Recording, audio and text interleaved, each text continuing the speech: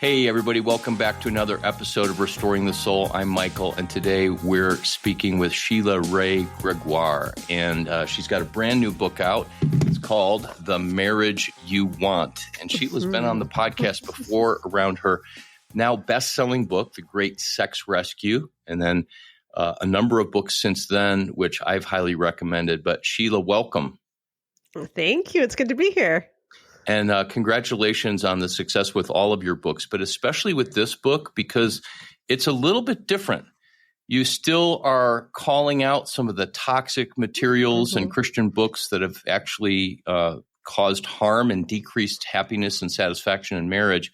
But this, like some of your past work, it says the subtitle is The Marriage You Want, Moving Beyond Stereotypes for a Relationship Built on Scripture, New Data, and Emotional Health. Can you just unpack what it means, new data and emotional health? Yeah, so we did, our team at Bare Marriage, we're all about research. So I think this one was our fourth survey. I can't even remember now. I think it was our fourth big study. And we had 7,000 people answering, 1,300 matched pairs. So 1,300 couples where we could match their answers. So it was really fun about marriage. But, you know, what we've been doing up until now is we've been saying, let's look at how Christians have just been harmed by the materials we've been given. There has been so many negative messages in a lot of our Christian resources, and we managed to measure how the teachings in so many evangelical books actually affect marital and sexual satisfaction. For this one, we did something different. We said, if you were going to create a healthy marriage from the ground up, what would it look like? And so we did this super long study survey asking people all kinds of questions. And then we were looking at what correlates with a good marriage, like what actually matters. And that's what The Marriage You Want turned into. And you talk a lot about this in the book as well as your website, that a lot of Christian books are not based on data, but on opinion.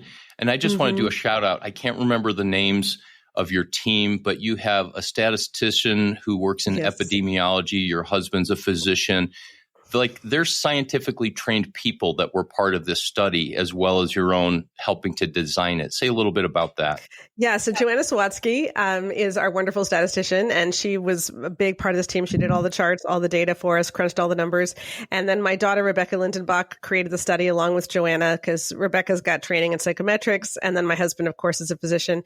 And we're actually, we had a peer-reviewed paper out in the Sociology of Religion journal in November. We were working on 5 other ones and collaborating with a bunch of different university professors around the continent for those. So we really are trying to raise the bar on what counts as research, because in the evangelical church, as you know, a lot of people have written stuff which they're not qualified to write. You know, they're not trained counselors. They're not trained psychologists. They are just often pastors or people who might be adjacent to the Christian field, but they just don't have any experience or expertise in this. And then what they write becomes bestsellers because they're charismatic and they get unfocused on the family, and it ends up hurting people. Yeah. So one of the things that you talk about in the book, and that to me feels like a theme in all of your writing, you said that some people might ask the question, how can I feel less lonely in my marriage? Or how can I increase my libido? And you say the more important question is, why do I feel lonely in the marriage, and what might be causing my low libido? And so talk about that why, it's more important to look at causation and how that played out in your book. Yeah, because we just need curiosity. You know, when something's going wrong in the marriage, we often say, well, I just need to fix it. I just need to fix the problem. But you can't fix a problem you can't identify. Right. And we often look at symptoms as if the symptom is the problem, instead of realizing the symptom is trying to tell us something. And libido is a great example. I think people can understand this one. So let me talk about this one for a minute. If someone has a low libido, what is our answer? It's like, well, how can I get you to have more sex? How can I get you excited about sex? How can I get you to want to have sex? But what if the more important question is she even having the kind of sex that she wants? Or is he even having the kind of sex that he wants? Is there something that is stopping them from having the kind of sex that they want that makes them not want to have sex? Because there very well could be. So we looked at, I think we identified 1,200 women in our latest study who said they had very low sexual desire. And then we just asked them 3 questions, just 3. Do you frequently orgasm when you have sex? Do you feel emotionally connected during sex? And do you experience sexual pain? And those 3 questions explained 85% of the low desire. You know, if we'd also asked, does your husband watch porn? Do you feel like you do way too much housework and you're always exhausted? We probably could have figured out the other 15%. But the point I'm trying to make is that the problem is not that they have a low libido. The problem is they're not enjoying sex, they're not feeling emotionally connected, or they've got sexual pain. So if you don't want sex, or if you're feeling lonely, or any of these other things, let's start asking why instead of saying that is the problem we've got to fix. Yeah. Thanks for explaining it that way, especially using that example, because I think that is a really concrete example that a lot of people will relate to. When you and I talked, we had lunch along with your colleague or assistant at Colorado Christian University. I think it was 2.5 years ago, and it was really delightful to meet you. You used a phrase with me that I probably pretended like I knew what it was, but it was the first time I heard it from you. And it's this idea of cognitive load, which you come at indirectly in a couple of different chapters. And I'll let you explain this idea of cognitive load and then how that has played out against wives. And so I'll have you answer that, and then I want to come back and frame a question around that idea. Okay, well, I'm going to answer with the story because it's easier to explain it with the story. Sure. So let's imagine a couple. We'll call them Sandra and Mark. And Mark says to Sandra, honey, you know, you've been so busy. You've been so tired. You take Saturday to yourself. Go do whatever you want. I got the kids. I've got this. And so Saturday morning, Sandra goes to the gym. Then she goes for a run. She goes and has coffee at her coffee shop. She's reading a book. She has a lovely time. And then she comes home and the kids are all excited. They've had a wonderful morning. The dishes are still in the sink because they had pancakes, but that's okay. And she goes to wash the dishes and she notices that the birthday present to the party that they have to leave for in about 2 hours is still on the counter and it's not wrapped. And she's like, oh, that's all right, whatever. So she goes to get the wrapping paper. And as she goes into the living room, she sees that her son's science fair project is still laid out and nothing has happened to it. And this thing is due on Monday. And she's like, oh man, did they not work on this? Like, when are we going to do that with the party this afternoon? And then she thinks, did Janie practice piano because the recital's on Tuesday? So she yells to her husband. She says, hey, what are we going to do about this? And he's like, well, you didn't tell me. And she says, the family calendar is right there on the wall. Everything is starred. Last night at dinner, we were talking about the fact that the science fair project is due. Why didn't you think that you need to look after this? But it just wasn't on his radar. And so he just didn't think of it. So he's thinking, I'm doing my wife this wonderful thing by giving her a Saturday morning off. But he doesn't realize there's all these other things that have to get done. And he doesn't know they have to get done unless she gives him a list, which means she is carrying all of these different facts, all of these different things, the calendar for the entire family in her head. And even if they're talking about the science fair project, even if they're talking about the piano recital, it doesn't register to him as something that he needs to be paying attention to. And so she has to pay attention to all these things, but he doesn't. And what often happens in a family is that she is carrying the load for everything. So we asked people, hey, who takes care of your mother's birthdays, anniversaries, etc.? Who takes care of your mother? And what we found is that in about 50% of couples, they each take care of their own parents, their own family of origin. But in the other 50%, she takes care of it for both of them. There's very, very few where he takes care of it for both of them. Similarly, we asked about medical and dental appointments. We said, hey, who books your medical and dental appointments? 50% of couples, they each do their own. And 50%, she does it for both of them. Very few where he does it for both of them. And anytime she is doing stuff like that for both of them, you see a substantial drop in marital satisfaction. And so in the book, over and over and over again, there's different topics like that around unity, teamwork, friendship. I'm reading right from the table of contents: partnership, dependability, understanding, closeness, and then a lot of that toward the end of the book, sex, which I think you talked about the passion that you want. Mm-hmm. So each of these chapters, rather than it being some theoretical idea of here's what makes a good marriage, it's hard data that then, here's the beautiful thing for me, just very clearly exposes, oh my goodness, this is what's happening. And the huge thing is that the correlation with many of these shows that a high cognitive load on the wife leads to a decreased sense of satisfaction, happiness in the marriage, and a decreased sense of sexual satisfaction over and over again. Yeah. It absolutely does. And multiple studies have shown this. This isn't just our study. It's increasingly being studied in the literature, what mental load does. And yeah, it's like this really hurts her libido. There's one Australian study that found that when she carries most of the mental load, she starts to see her husband as a dependent. You know, you sort of picture him as another child you have to take care of. That's not sexy. Nobody wants that. Right. So, you know, in the book, we talk about really practical ways where he can own some things and he can take on the mental load. And this is really important, even if she's a stay-at-home parent. This isn't something where, well, because she stays at home, she can handle all of it. No, nobody can handle all of it. It's too much. And so, you know, even if you work and your spouse doesn't, it's like you need to take some of the mental load off. And the best way to figure out if you're taking mental load away is just to say, do we each have equal time to sit down and do nothing? You know, if I get to say, you know what, I think I'm going to go out on Thursday with my friends, but my spouse doesn't, then there's an imbalance. And so do you each have equal time to sit down and do nothing and not have to worry that when you come home, there's going to be more work for you than when you left?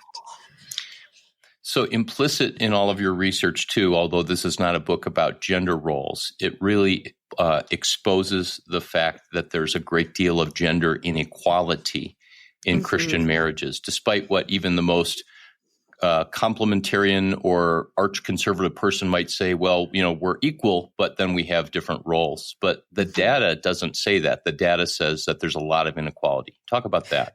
Yeah, the data says that when you don't function as a partner, marital satisfaction just isn't what you want. I mean, we measured so many areas of marital satisfaction. Things like we have shared hobbies. My spouse knows how to make me laugh. When I'm sad, I want to go and talk to my spouse about it. I have a high libido. Like, these are all really good outcomes. This is what we want. You know, my spouse knows what's going on in my heart. Like, that's what real intimacy is. And we're saying, okay, well, what's associated with that? And the things that are associated with that are a strong partnership where you can rely on each other, where you know that they're working hard for this marriage, where there's not entitlement. That is highly correlated with great marriages. But the idea that she has to do all of this work to make his life easier, that's not correlated with great marriages, even though that is often what we're taught in Christian circles is God's design for marriage, is that the wife is there as a support for the husband. Well, when that happens, marital satisfaction falls. Yeah. Talk about decision-making. I thought that was fascinating. Yeah. So when you ask people what they mean when they say they're complementarian. Okay, because this is a common belief in the evangelical church that men are in authority over women in the marriage. And when you ask people, well, practically, what does that mean? What it usually comes down to is if we can't decide, he gets to make the final decision because he's the one in authority. And I've been talking to people who follow that, and they'll say, I think they think it's a mic drop moment or something, because we'll be talking about why that really isn't necessary. And then he'll say, oh, but if you disagree, what if you have to make a decision super quickly? You obviously need someone to break the tie. And I'm thinking, you know, I've been married for 33 years. We've never needed that. And in fact, 78.9% of couples in our survey of 20,000 women for the original survey, they make decisions together. They don't use a tiebreaker either. But when you do use a tiebreaker, you can start to feel like there's no other way to do this because you've taken a shortcut and you've never actually worked at how to make decisions together.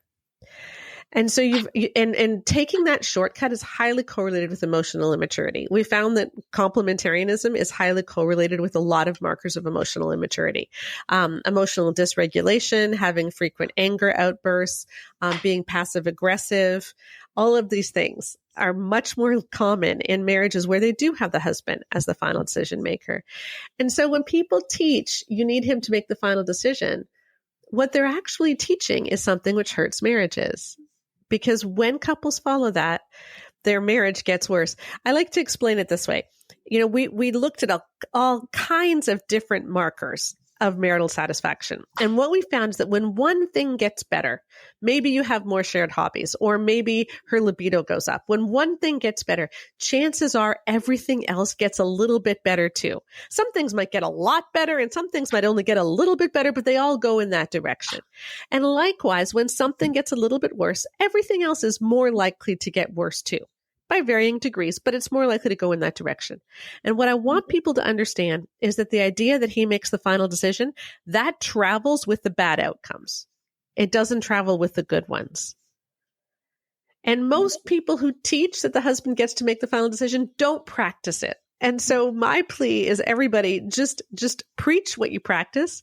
If you are practicing mutuality, then let's start preaching that, because that is what actually works. In the book, you talk about in the decision-making data that if somebody gets to do the tiebreaker, then the other person feels like my opinion doesn't matter. Mm-hmm. And so, we could look at all the theology all day, but when a person's feeling in the relationship like their opinion doesn't matter, that comes back to this idea that you bring up in the book and on your website about fruit.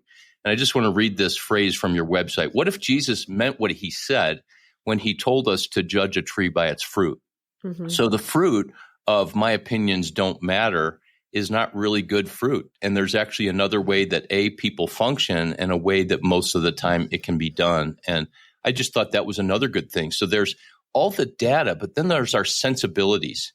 And I joked before we started the podcast that several times in the book you use the word ick. And one time it was in parentheses, ICK. And it's that sense of that when we hear a teaching from the pulpit or in a Christian book and something about it doesn't sit well inside of us, it somehow offends our sensibilities. Like, that just doesn't feel right. Ick is an appropriate response. Yes. And we should actually pay attention to that, like the fruit of a husband who might believe that it's his authority that he has the right to exercise. Why would he do that if it leaves his wife feeling like she doesn't matter, or vice versa in other situations? So thank you for that, for the fact that in addition to the hardcore data, you speak to the sensibility of it and to look to the fruit. Mm-hmm.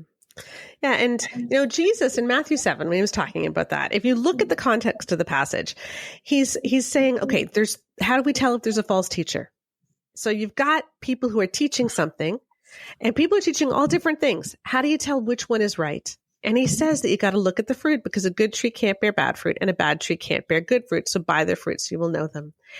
And that's what we try to do with all of our studies, is we're showing, look, which is the good fruit and which is the bad fruit. And this should matter. We need to take Jesus at his word. And I think a lot of people, well-meaning people who truly want to follow Jesus, have been in a church culture which have told them that he has to make the final decision, that the responsibility for the whole family lies on the husband, and ultimately God is going to hold him accountable for what the whole family does. That's an incredible burden to put on someone. And we can ask, does that bear good fruit? Because that is one interpretation of how you do marriage, but it isn't the only one. And it isn't even the best one. I would say most Greek scholars would say that is not actually what the Bible is saying today. And so if there are other interpretations and you're feeling really weighed down by what you've been taught, that's a horrible burden to feel like, if my kid, rebels, God's going to hold me accountable for that. That's an awful place to be in. And yet we've put that on so many men, and it doesn't do anyone any good long term. Yeah, and it's almost axiomatic. Like you hear that at men's retreats and other places, so that's just the gospel. That's truth, as opposed to someone going, wait just a minute. So another chapter you have was on friendship, the friendship you want. And I thought there were some all of the data was fascinating. And you talked about affection as it's related to friendship, but you talked about shared bedtimes. And I've talked with many, many couples in counseling intensives and work over the years where this becomes an issue. and one's a night owl and, one's not. And yet the data says that shared bedtime is important. Unpack that. Okay, well, I just want to remind everybody that correlation isn't causation. And so we're not saying that a shared bedtime will fix everything. But here's what we do know is that people who go to bed together do tend to have far better sex lives. They have sex more often. She is more likely to enjoy sex. She's more likely to reach orgasm, and they have much higher levels of marital satisfaction. So the question is why? Is it just that happier couples go to bed at the same time? And it could be partly that. But I think it's also that in the act of going to bed at the same time, you do things to build your marriage. So, you're getting changed together. You're debriefing about your day. You're talking about any concerns you might have for the next day.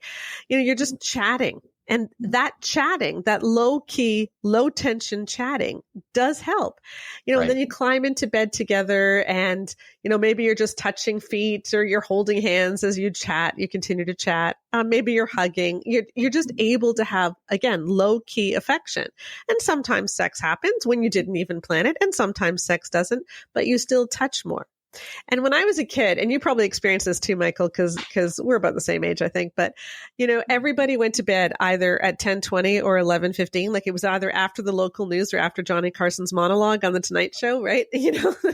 And then you'd go to bed because there's nothing else to do. Like there's nothing keeping you up. Whereas today we've got the internet, we've got video games, like there's nothing telling you it's time to go to bed.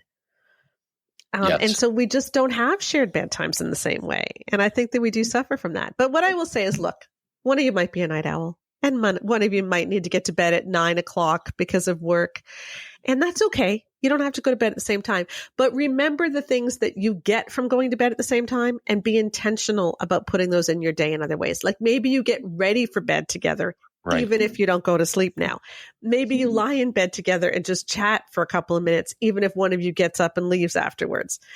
See if you can put some of those practices in place regardless. Yeah. And your phrase, low tension affection, is important because if couples don't have that in a way that's a fixed point, like shared bedtime, then they've got to find a way to create that in some other way. So I know couples that they have to get up at the same time. And so they'll sit for half an hour. And I'm jealous of some people that say, oh, we do that for like 2 hours in the morning, but having coffee together. And that's that time where I like to say that it's simply where goodwill can be built. But, not having to go on a vacation and get on a plane or something like that. Talk about entitlement. We typically think of that word clinically as some kind of pathology. And you unpacked it back in relation to equality between one another. And I think you said that nothing kills a marriage faster than entitlement. Yeah. Entitlement is anytime you think that you deserve something in marriage without really having to put in work for it. And we can feel entitled for all kinds of different reasons. Maybe you had a super bad childhood. And so you're like, I deserve someone to take care of me now. Or maybe you feel called by God to, foster 8 kids, and so you're like, I deserve someone to make this easy for me and to make enough money so that I can do this. Or you could just simply think, well, I'm a guy, so I'm entitled to sex. Or you could think, we live in the richest country in the world, so I'm entitled to a big house. Like we might not even put words to it, but we just have this feeling like this is something I deserve. And so then we get upset and we don't get it. And the thing is that when we measure entitlement in our survey, we found that people who are entitled are more likely to also say their spouse is entitled. So is it that 2 entitled people marry each other, or is there something else going on? And I think there's often something else going on because people who are entitled and who aren't getting their needs met will often blame their spouse and will say that my spouse isn't being selfless. So, to explain this, let me talk about the marriage hierarchy of needs, because I think this is a good picture. So Maslow was a psychologist, and some of what he said is a little bit wonky. So I don't want to totally say that he's brilliant in all ways, but he did come up with this thing, which I think is kind of cool, called the hierarchy of needs, which goes, if you think of needs in a pyramid, the ones on the bottom are just basic things that you can't live without. Food, shelter, safety, water, etc. And you need these things first. And then you move up and you get into things that just make life better. a good whatever it might be. And then at the top is your self-actualization, feeling like you have purpose in life. And the point is that you can't move up the pyramid until the bottom ones are met. So no one's worrying about sex when they're getting chased by a bear, right? Like you got to escape the bear. And there's a similar thing that goes on in marriage. I think we have a marriage hierarchy of needs where at the bottom, you're just putting all of your energy into surviving, into just getting through the day. We got to get the kids out the door for the school bus. We've got to make sure they have lunches packed. We've got to get the laundry done. We've got to get dinner made. We've got to get the rent in on time. We've got to figure out how to make some money. So all of your emotional energy is going there. And then once that's done, like once you have some breathing room, you can work on making life good. You can work on actually living. So finding a church you like, finding a friend group you like, maybe looking into a job that you're actually enjoying. And then after that, you get into thriving and living out God's calling for your life. And it's all beautiful. But what can happen in a marriage is that one person is living in that top tier, fulfilling their calling. But in so doing, they're pushing their spouse down to the bottom tier where their spouse is barely surviving.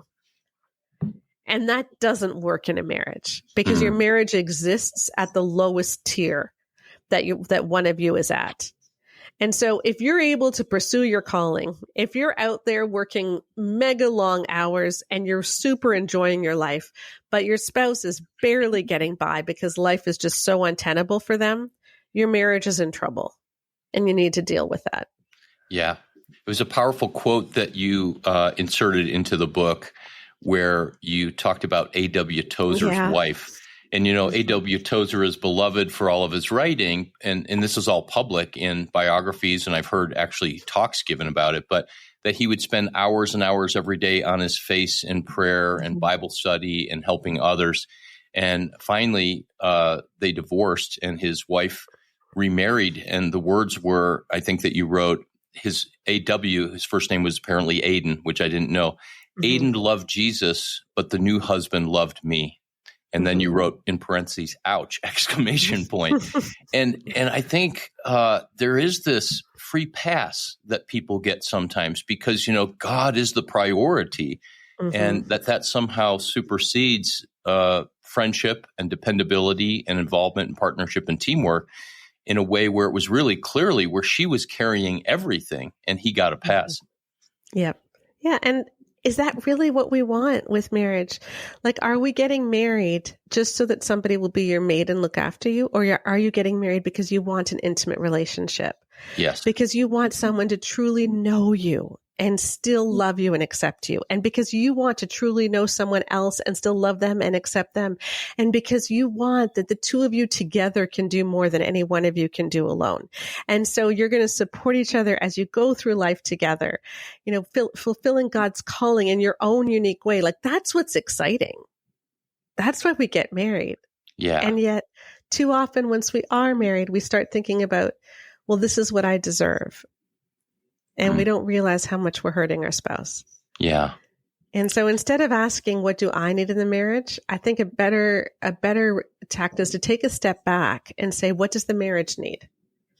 If we know that marriage needs two people to feel truly known and still accepted, then is one of us not feeling known and accepted? If we know that marriage needs two people to be involved in carrying mental load, then is one of us not carrying mental load? So step back and say, what does marriage need? And do we have that? As opposed to, what do I need? Yeah. We would be remiss to not talk about the chapter about sex. I know we already alluded to that, but I've got to share this quote. This was really great. You said, opening sentence, you shouldn't prioritize sex in your marriage, period, then new paragraph. Instead, prioritize the ingredients that make for good sex, not frequency. And I thought that was brilliant. Yeah. Do you know how hard it was to write that chapter? Like, I think this is our 5th book. We've written 4 books only on sex. And then to have to write one chapter. So it's like everything about sex I've ever written consolidated into one chapter.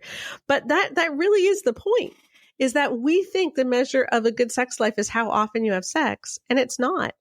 And, what we found is that if we look at women, when women frequently reach orgasm, when they feel emotionally connected during sex, when there's high marital satisfaction, when there's no porn use in the marriage, and when there's no sexual dysfunction, frequency isn't a problem.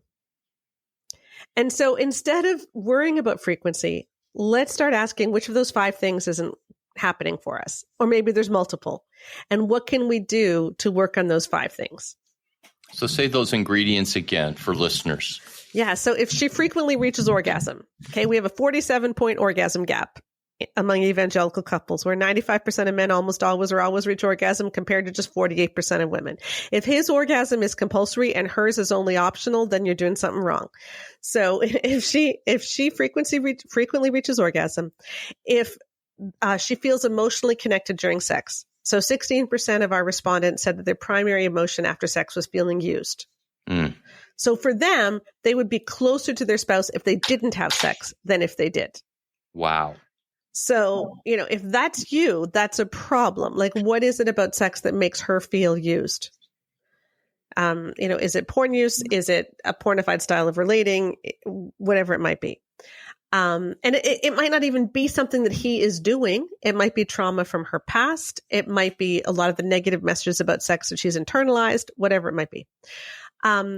If there's high marital satisfaction, so, if people are in that highest quintile of marital satisfaction, so they're dividing mental load, they've got good partnership going, she feels like she can talk about her needs, he feels like he can talk about his needs, etc.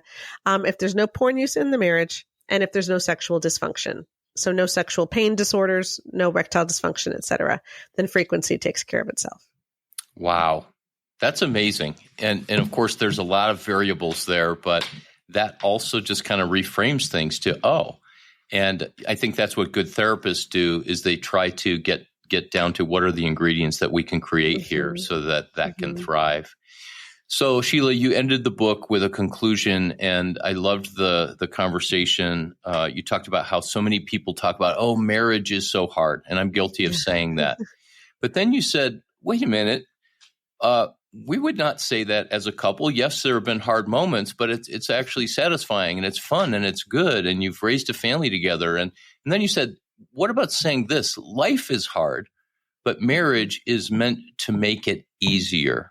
Yeah. And I just kind of exhaled when I read that, because it's like, there's the focus. It came into focus, and it brought all the data together. That this data actually points us to how marriage can be this partnership and this friendship and this teamwork that actually makes life easier, as you said.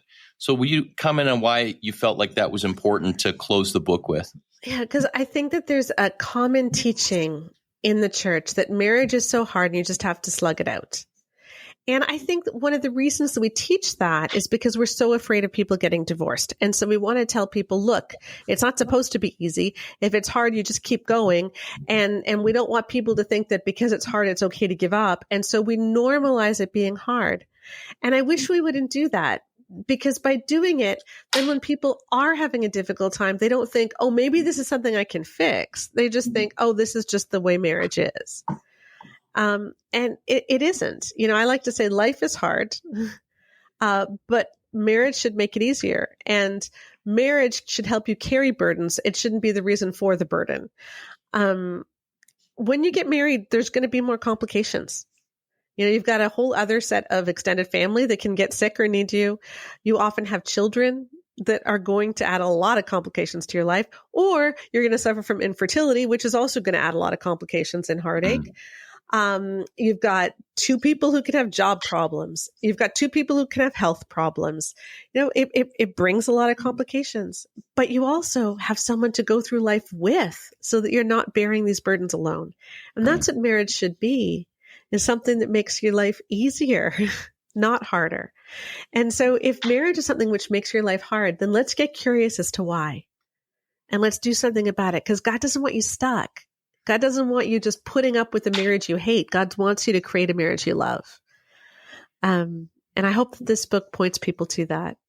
And I hope it also tells people, hey, if you're in a marriage to someone who is not ever going to be that burden to you, that you're able to recognize that and know this isn't a safe place for you too, because that's important as well. The books help people realize, no, I'm not safe. This isn't good, and I can't fix it. Yeah. And safety certainly includes physical safety, but also emotional safety, sexual safety, psychological and spiritual safety. Yeah. So a great place to end with those comments, but I do want to come back and talk about your website. For years, you had a blog, I think since 2008, where you have a lot of content, and that was called To Love, Honor, and Vacuum. Yes. And through that, you wrote your blog and communicated about your books, but you changed it to Bare Marriage, BARE marriage.com. Talk about why you did that shift.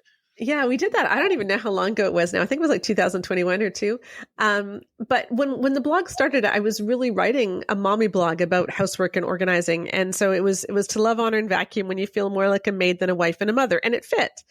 But then I started talking more and more about sex and more about some of the bad teachings in evangelical churches and how we can flourish, and it didn't fit anymore.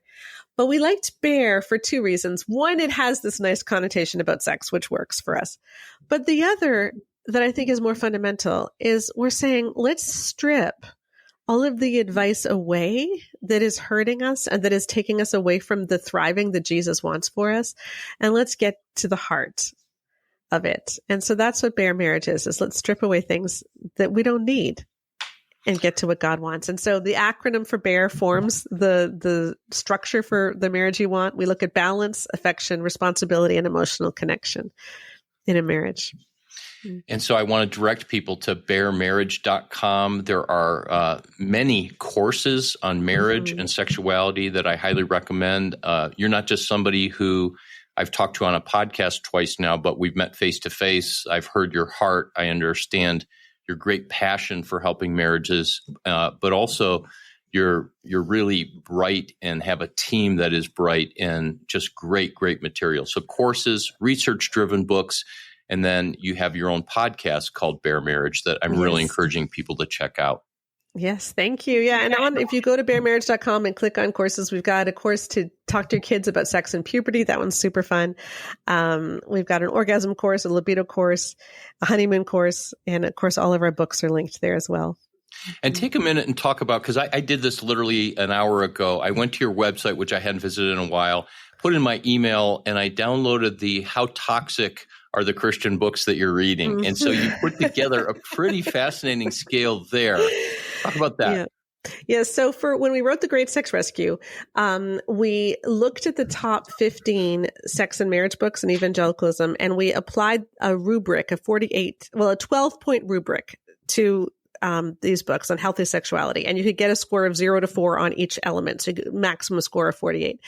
And some of the books scored quite well. Boundaries in Marriage scored, I think, 42. So scored pretty darn well. The Gift of Sex by the Penners scored 47. John Gottman's book, 7 Principles for Making Marriage Work, which was our secular control book, it also scored 47 out of 48. So it was very possible to score well. But then there were a number of best-selling evangelical books that scored terribly. So Love and Respect scored 0 out of 48. Every Man's Battle scored 9. For Women Only, I think, scored 11. So a lot of our books are just not teaching about sex in a healthy way whatsoever. Yeah. And so I encourage people. Yeah, if you go to baremarriage.com, you can fill out that thing right on the front page and you can get that download too. Mm-hmm. Well, Sheila, thank you for talking to us all the way from Ontario, Canada. Blessings to you and to your ministry and your team. Thanks, Michael. So thank you for listening to another episode of Restoring the Soul. We want you to know that Restoring the Soul is so much more than a podcast. What we're all about is helping couples and individuals get unstuck. You know how some people go to counseling or marriage therapy for months or even years and never really get anywhere? Our intensive programs help clients get unstuck in as little as 2 weeks. To learn more, visit restoringthesoul.com. That's restoringthesoul.com.